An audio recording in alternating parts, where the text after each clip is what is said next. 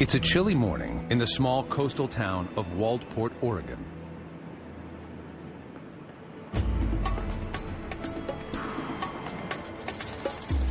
A man is walking by himself along the beach when he sees something suspicious floating in the water. He calls 911 and reaches the Lincoln County Sheriff's Office, 18 miles up the coast in Newport. Detectives Dennis Bosky and Trish Miller are the first on the scene. I responded down to the Waldport area, and it was down at the Alsea Bay. And I met Detective Miller there. The detectives are stunned to find the body of a young boy, clothed in just his underwear. We weren't quite sure of his age because he was kind of small. We thought he was 3 or 4. But he was perfectly groomed. Even his nails and toenails were groomed, a well-kept child.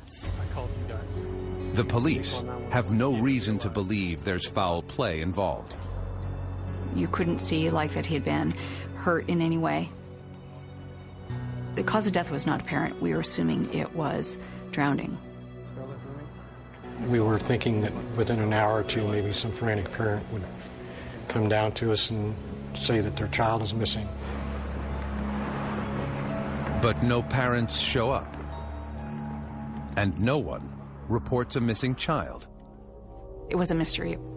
We started to think that maybe we had something more than a child that had accidentally drowned. The unexplained death is enough to activate the local major crime team, which includes investigators from local, state, and federal agencies. That also includes the experts at solving difficult murders, the FBI. We're very sensitive to the missing children. I contacted the Lincoln County Sheriff's Office to offer our assistance. Special Agent Mike Holman is a 17-year veteran of the Bureau. Experience tells him the child's death could have been an accident or something worse. We had potentially a child abduction, and as the FBI does, we get involved in these cases from the beginning until the end. Agent Holman and the team mobilize to identify the little boy. Without a name, they have little hope of understanding how or why he died. We had nothing. We set up a command post and we began to investigate the case. We knocked on every door in that community to find out if anybody had family there with a male child in that age range. Asking people and showing the photographs, what do you know about this? Did you see anything? Was there anything unusual that occurred on the past evening? Investigators hypothesize about every possible scenario, including that the child was part of a freak car accident. We had the Coast Guard fly up the Yaquina Bay and the Forest Service roads to see if there had been a car accident where a car had driven off the road and a car had rolled into the water. We didn't know if we had a family that was dead or drowned in one of the waterways. But their efforts lead nowhere. Police take the story public in hopes that someone will call in with a tip. What we did is we released a photo to the media. We put it in the newspaper. The photograph quickly makes the local TV news. Denise Thompson is at her parents' house when the report comes up. Hey, Mom, come look at this. There was a drawing of a boy on the TV. I was kind of shocked because it looked just like Zachary. I know that boy. Denise recognizes the child as a boy she babysits. His name is Zachary Longo. And Denise took care of the 4-year-old and his 2 younger siblings just days before. I think I need to call. Our neighbor at the time was the local sheriff. So I called him up and I said, you know, that case that's going on now, that little boy that was found in the bay, I think I know who that is. Denise tells investigators that she works with Zachary's father, Christian Longo, at a local coffee shop. She also tells investigators that Christian and his family, wife Mary Jane, and children Zachary, Sadie, and Madison, have only lived in Newport for around 6 weeks. Police rush to the Longo family's condo, a posh apartment on Newport's coastline. We went to the landing where they were living, and there was nobody home. The house looks as though the family might return any moment. As I recall, it was really clean. It didn't look like anybody had left rapidly. There was no signs of any kind of a disturbance. Essentially, we were looking for anything to identify their location or their whereabouts.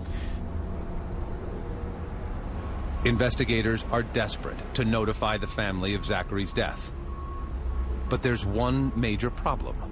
No one knows them. How you find people is you talk to their closest friends and relatives. We soon found out that they didn't really have any in Lincoln County. They hadn't been here that long. The FBI begins a nationwide search for anyone who knows more about the Young family. I set out and tasked our offices around the country to immediately contact friends and relatives, find out where they are, do they have cell phones, or is anybody in contact with them? With the Longo family missing, Denise Thompson is the only person who can identify Zachary's body. Investigators ask her to come in early the next day. In the meantime, they send a police dive team into the water where Zachary was found, searching for clues about his death.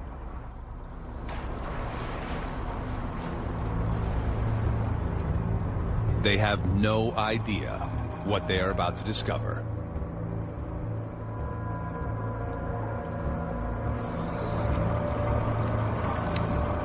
What you got? So the dive team went down looking for information about Zachary Longo, and I'm sure they were surprised when they found the body.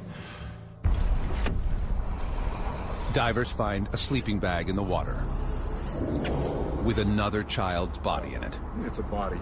It's a body. It's a little... This one, a toddler girl, is also clothed only in her underwear. There was a pillowcase around her ankle with a rock in the pillowcase, and she was weighted down.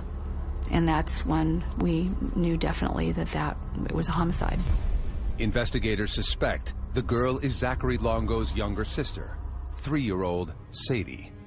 Surely we felt it was a sibling because they looked similar, and they were a few years apart. The dive team keeps searching and finds a second sleeping bag and pillowcase, also filled with rocks. The items provide terrible clues about how Zachary likely died. Once we discovered the second pillowcase, we were assuming that Zachary had been weighted down with a rock and drowned in the same manner.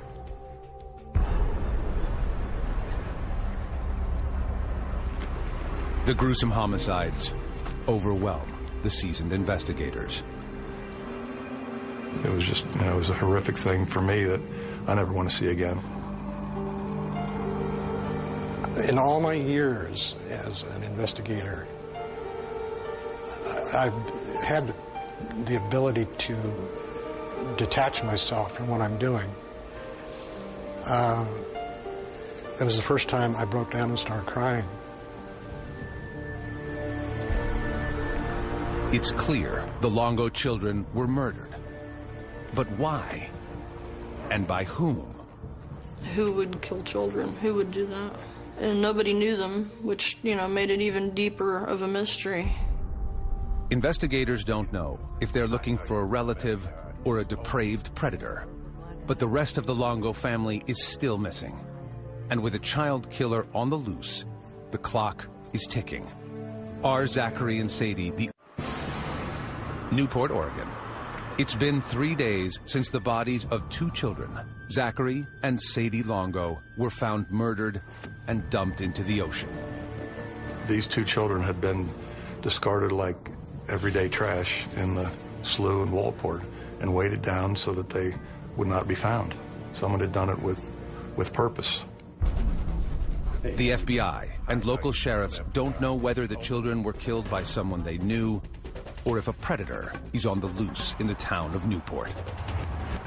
My husband, as big as he is, We slept with the shotgun near the bed. A fear of the unknown, you know. If they're just murdering unknown people, I could be next. And no one has been able to locate the rest of the Longo family, including youngest child Madison and parents Christian and Mary Jane. Okay, we have 2 children dead. Where's the rest of the family? Are they victims also? With few clues to go on, the crime team must rely on the public to help generate leads. The information started coming in. Many people came forward that might have witnessed something. We had to follow every lead that we had. A tip line caller reports a mysterious car lurking around a park where children played. Investigators look, but cannot find the vehicle. This is a small community where people, strange cars, strange people, they get reported. Another caller says that the night before Zachary was found, he stopped to help a man with car trouble on the bridge near where the child floated to the surface.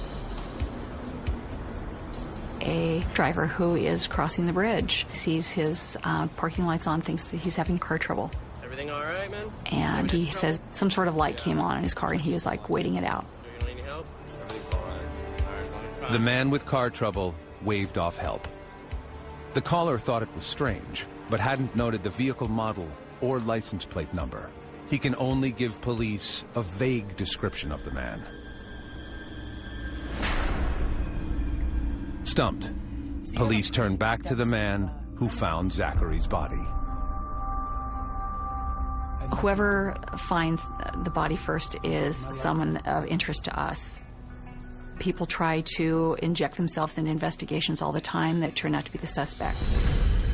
They bring him in for more intense questioning and learn that he has a history of violence against children. I had nothing to do with it. The man claims to have been at an Alcoholics Anonymous meeting the night before Zachary was found. Police check the building the meeting was held in and spray luminol in the restroom. It reveals something alarming. And when we went to the building, in the bathroom, we found blood on the walls. We were suspicious. We think that he's taken this child and he's killed him in the bathroom.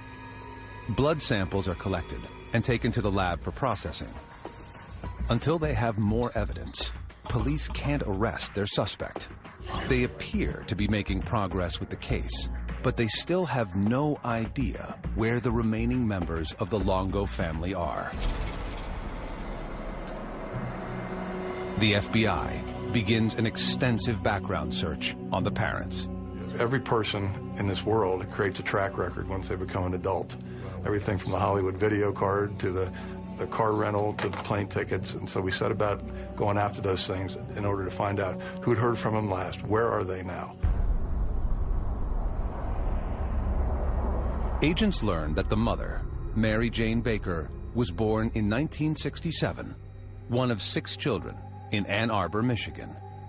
Her parents divorced in the 1970s. According to Mary Jane's brother, Mark Baker, their mother raised all of the children as Jehovah's Witnesses. My mom got into the truth when I was about 7 years old or so. So Mary Jane was probably about 4. So that was pretty much her life. So we were raised pretty strict. Mary Jane met Christian Longo when she was in her mid-20s and working as a secretary. Though he was only 17, the two had a lot in common, including divorced parents and their faith. He was like anybody else, normal looking, actually better looking than some. He had very good manners. He didn't run around and party and things like that. Christian was Mary Jane's first love. I don't think she ever dated anybody or went out with anybody until she met him. In the spring of 1993, Christian and Mary Jane married. The only goal in life she had was to be a mom and a wife. And she worshiped the ground that Chris walked on. They quickly became pregnant and had Zachary in February 1997. Sadie and Madison followed soon after. She seemed real good with the kids. She always had them. They were never screaming or crying or anything like that, and they always seemed to be happy, and they were dressed nice. Christian started a company cleaning construction sites, and the business took off. He worked hard to support his family, while Mary Jane stayed home with the babies. You know, you've got this perfect little family, this little clean-cut family where you've got 3 cute kids, and Mary Jane's this great mother, and she keeps them clean and tidy. The Longos seemed to be living their dream, until Christian's business fell apart. Several of his clients fell behind on payments, and Christian couldn't make payroll. Embarrassed by his failure and in debt, Christian moved the family west in September 2001. He had to be the sole provider, and maybe that was too much pressure for him. So he takes the family, you know, we will make a fresh start, we'll go somewhere else. They hit the road. They landed in Newport, Oregon, where Christian found the family an apartment on the ocean and got a job working at a coffee shop to make ends meet. Okay, so his idea of a romantic gift is to buy me a vacuum cleaner, because it'll help me out around There, the house. he met Denise Thompson. They instantly became friends. He's a lot of fun to work with. Smiling, happy guy, young family man. Had 3 little kids, you know, nice family. And it was great. I had a new friend at work. Denise felt bad that the Longos didn't know anyone and wanted to help out. I knew they didn't have any family in Oregon, and I knew it was rough.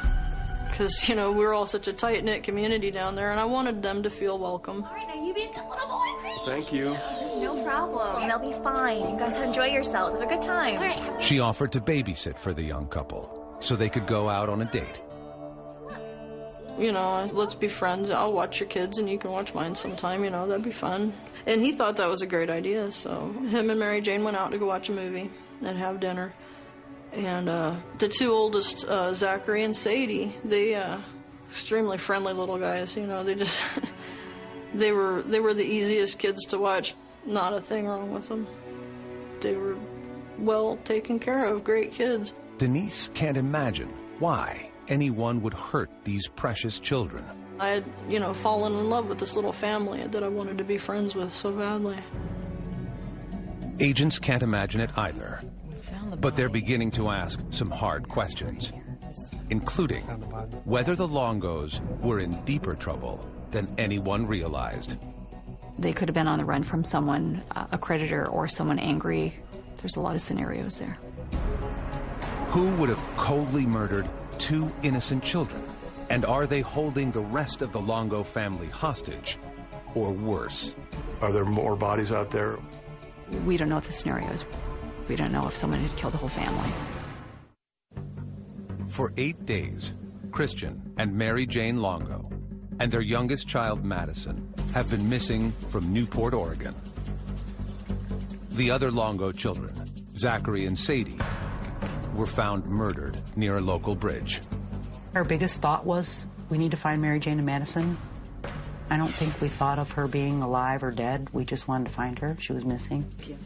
Agents are desperate to identify the killer, but have only one person of interest: the man who found Zachary's body.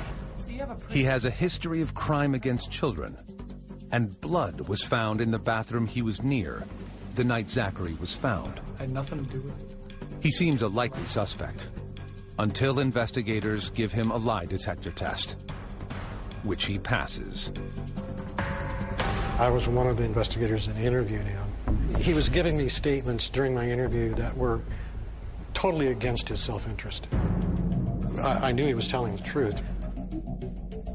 The crime lab also determines that the blood found in the bathroom did not come from Zachary. Instead, it came from the many people who attended AA meetings and went in the bathroom to get high. We later found out that that was very common for blood to be in bathrooms, that people inject drugs in those bathrooms. The search for the killer is back at square one. Agents intensify their search for the Longos, painstakingly retracing their every step. I had our FBI analysts here in Oregon doing every bit of background that we could find on him. There is little to go on until a report comes in from a hotel where the Longos stayed during their first days in Newport.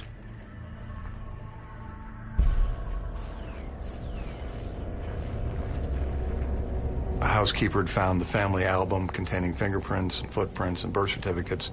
Among the belongings is Mary Jane's driver's license.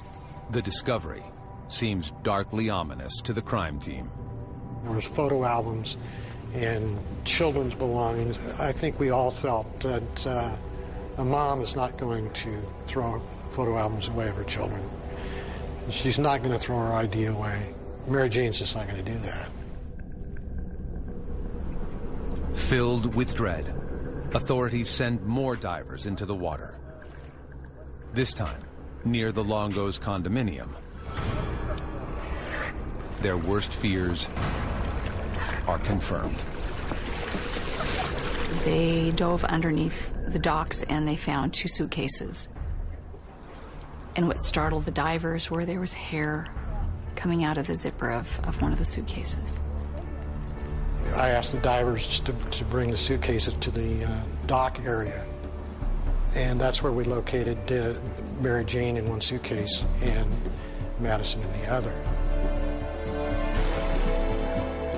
Again, I broke down. I cried. Both mother and child have been strangled and folded inside suitcases. Mary Jane has been stripped of all her clothes. Police are shocked at the brutality. And just her being a modest, religious person, I feel that was so egregious to naked stuff her into a suitcase, where when she's found, someone's going to see her naked. To me, that bothered me more than anything. Mary Jane's family is crushed. It just breaks your heart, and you'll never, ever get over it. But no matter how you try to think about it or justify what's going on, there is no justification.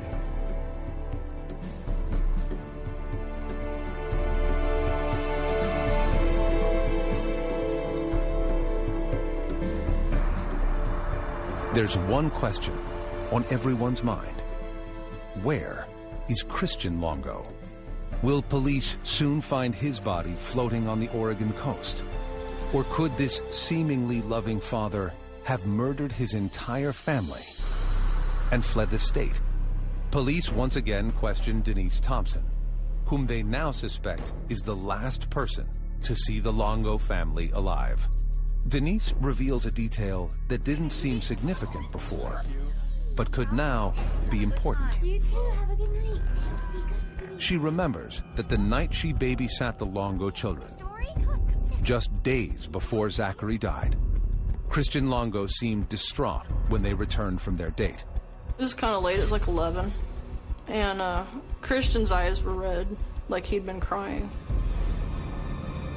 A few days later at work, Christian stunned Denise with some unexpected news. What's going on, Chris? He had walked up to me and said, Denise, I have something to tell you. I wanted you to hear it from me. My wife is leaving me. She took the kids and left. I'm sorry. Are you okay? That was the last time Denise saw Christian.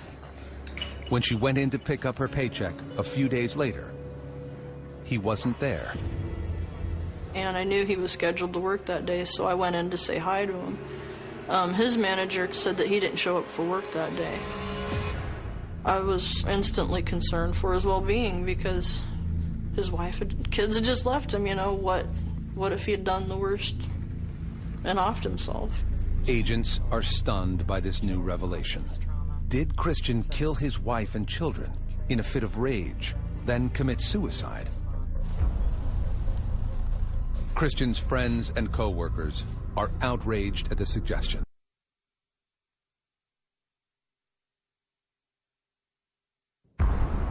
The FBI and Newport, Oregon police are desperately trying to find Christian Longo, the only member of his family of 5 that hasn't been found dead in the Pacific Ocean. No one has seen or heard from Christian for more than a week, and his friends are worried about his safety. My husband and I drove by the landing to see if the Durango was there. It wasn't in the garage underneath. It wasn't out in the parking lot.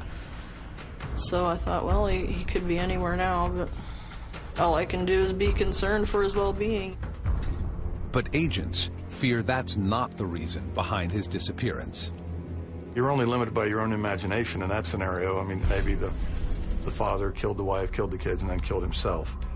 And their suspicions grow when they dig deeper into Christian's past and discover he has a long history of deceiving people.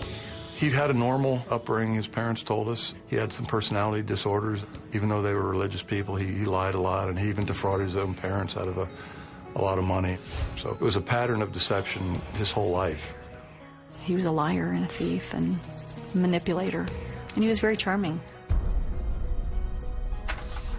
They discover that when Christian's construction business in Michigan was struggling, he began writing checks to himself in the company name to keep up appearances. They were driving brand new cars and were living the high life, and I couldn't understand that because me and my wife both worked full time, and actually I almost worked 2 jobs, and it was hard for us to even have one new car. Some things just didn't add up. He wrote bounced checks to employees, he forged checks, he was in trouble. He wanted people to think he was a big man, and he couldn't afford it. And they were deeply in debt. Before long, his behavior caught up with him. Hi, how are you today? Hi. Hi, how are you? While cashing a check at a bank, May I see your ID, please? Sure. he realized the teller was eyeing him suspiciously.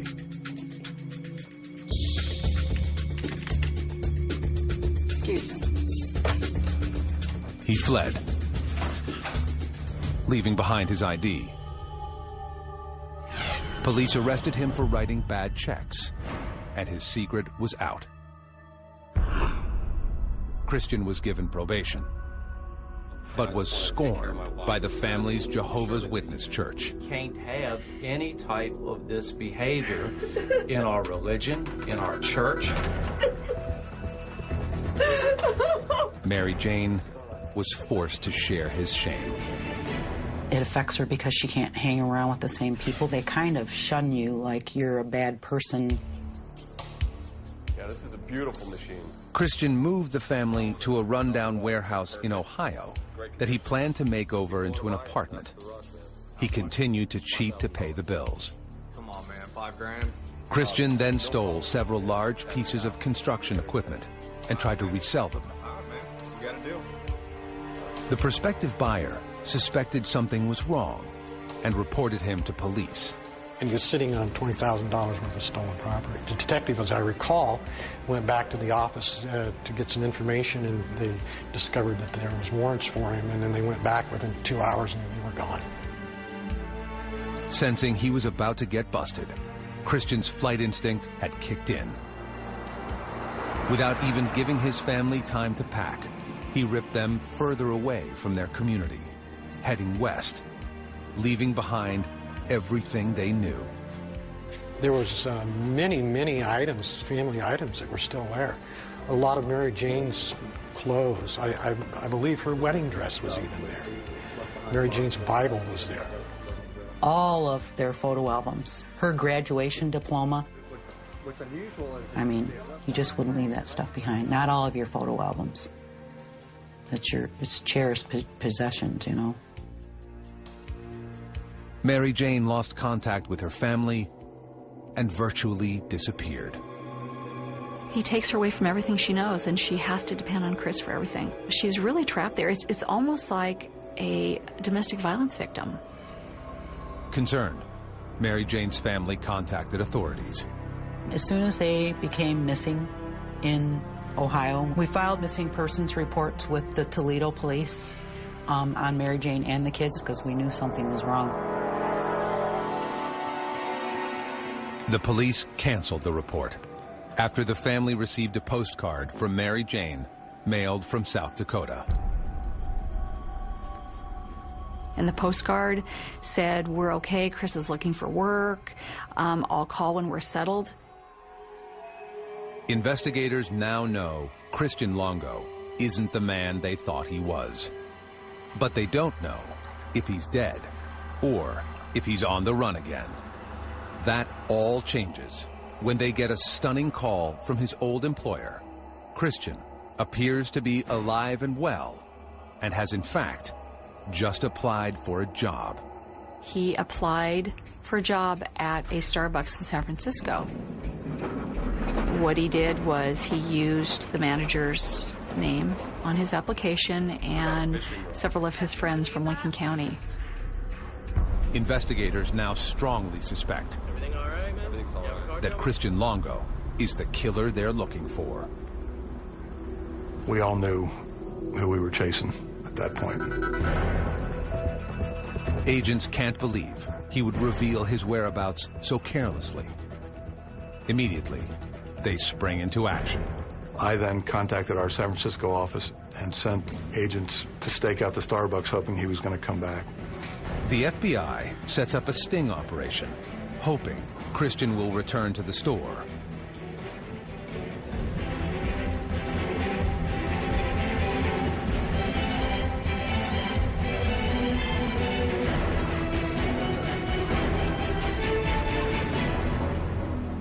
But he never shows. Christian Longo is on the run and moving too quickly to cover his tracks.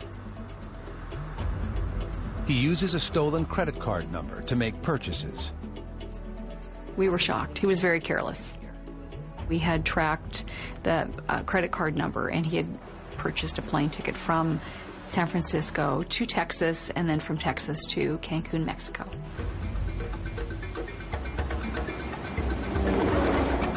Christian is headed south of the border. He has no idea that Special Agent Dan Clegg is stationed in Mexico, specifically for fugitives like him. At that time, during 2000, 2001, 2002, passports weren't required for Americans to travel into Mexico. There was a high volume of fugitives who would run to Mexico, run and hide.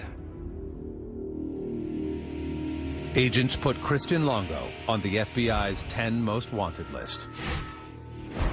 They plaster Cancun and surrounding areas with the flyers, praying someone will recognize Longo and call in a tip. We had no leads other than the fact that he had gotten off a plane in Cancun. January 14th, 2002. Suspected murderer Christian Longo has fled to Cancun, Mexico, after the bodies of his wife and 3 children were found in Newport, Oregon. The FBI puts him on its 10 most wanted list and covers Cancun with flyers. If you're an American, a lot of times you want to have connectivity back to the United States, so we knew internet cafes would be a logical place, public transportation, taxi stands, bus depots. And sure enough, within about 48 hours, we had a sighting. A tour guide reports that he gave a man fitting Christian's description a tour just a few days earlier and dropped him off at a campground 50 miles from Cancun. Agents quietly surround the campground. I don't do the whole vampire scene, but he's not that. They stake out a cabana and find Christian Longo enjoying his freedom under an assumed name. He did not appear to be grieving. In fact, he was in a sexual relationship with the girl who he had met, a German girl who was a freelance photographer, and he started using the cover story that he was a freelance journalist. He's leading a double life and has no idea authorities are about to close in on him. We approached the cabana, and the Mexican police walked in, grabbed him, and pulled him out. I identified myself as FBI. He said his name was Michael, and I said, Christian Michael Longo, right? And I held up the flyer and showed it to him, and he acknowledged yes. Got it. Christian is finally arrested without incident. FBI Special Agent Dan Clegg lays it on the line for Christian Longo. He can voluntarily agree to come back to the U.S., or he can fight extradition from a Mexican jail cell. I looked at him and I said, you choose. It's your choice. He was terrified of the prospect of being trapped in Mexican jail. Christian Longo agrees to return to the United States. With little hard evidence linking Longo to the crime, Special Agent Clegg needs a confession. He begins to question Longo the moment the plane leaves Mexican soil. The purpose of my conversation with Longo was to get him to admit and tell the story, what happened to his wife and kids. One of the kids was found in a suitcase. But Longo won't admit to killing his family and veils his responses in religious overtones. We had kind of a deep discussion about his beliefs, where people go after they die. And he explained to me that in his beliefs, they go to sleep. And I said, is that where your family is right now? He says, yes, they're in a state of sleep. And I asked him, you know, why? Why did you do that? And he said, I wanted them to be in a better place. That was as close as a confession or an admission that he came.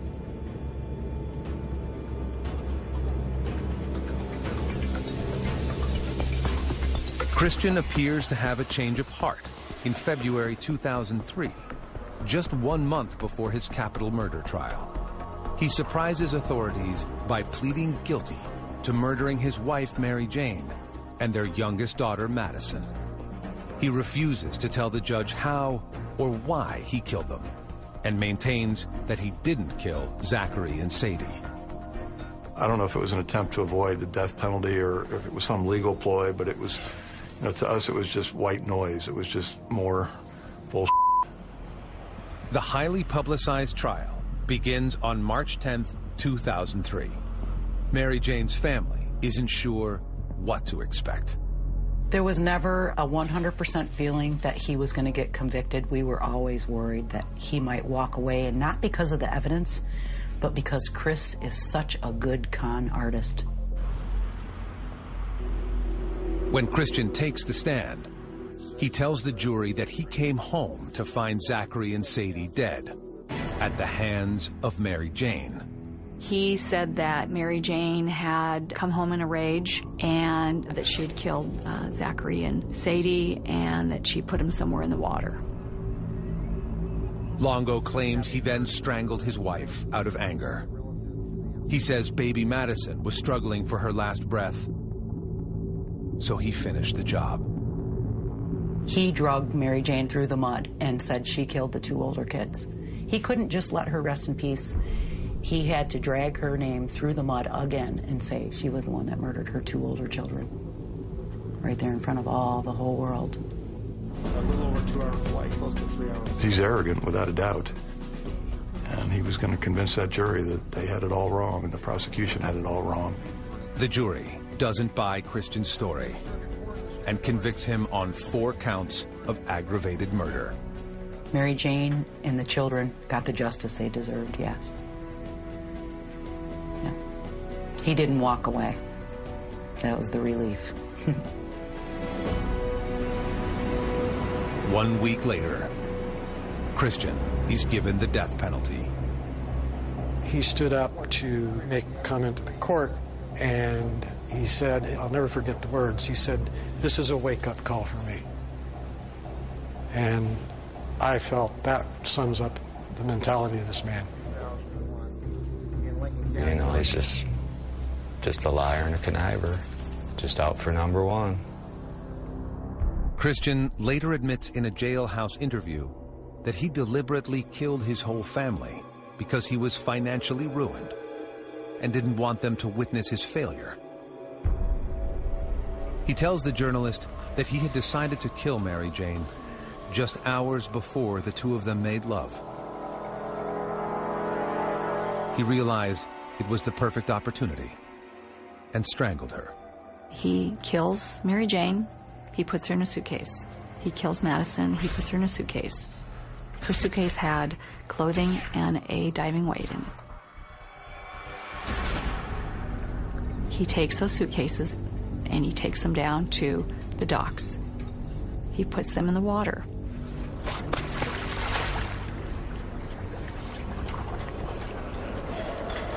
He goes back up to his condo. He takes those children and he puts them in the car and he drives them to Walport. He gets to the Lenslew Bridge and he stops his van on the side of the bridge.